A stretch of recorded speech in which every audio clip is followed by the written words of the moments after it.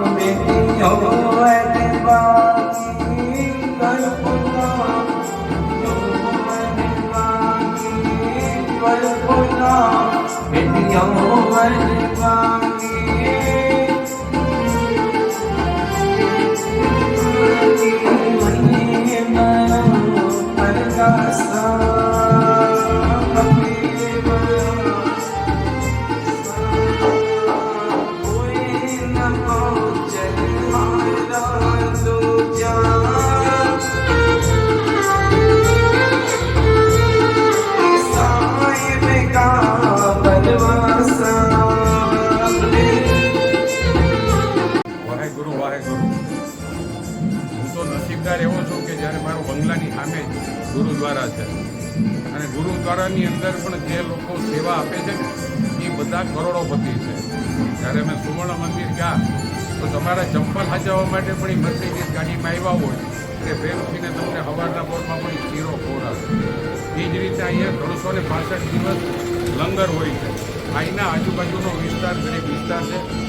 રોજ લગભગ 500,000 માણસો અહીંયા પ્રસાદ લેવા આવે છે। હું તો નસીબદાર છું।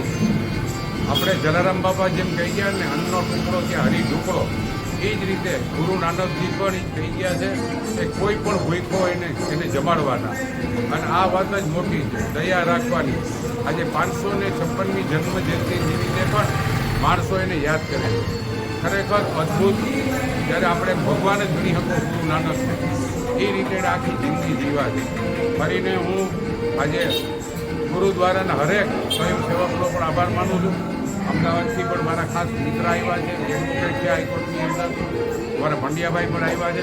આ બધાની આસ્થા છે કે આજ કેશિયા ગુરુ નાનકજીના દર્શન કરવા આવ્યા છે। ફરીને બધાનો ખૂબ ખૂબ આભાર। વાહેગુરુ વાહેગુરુ।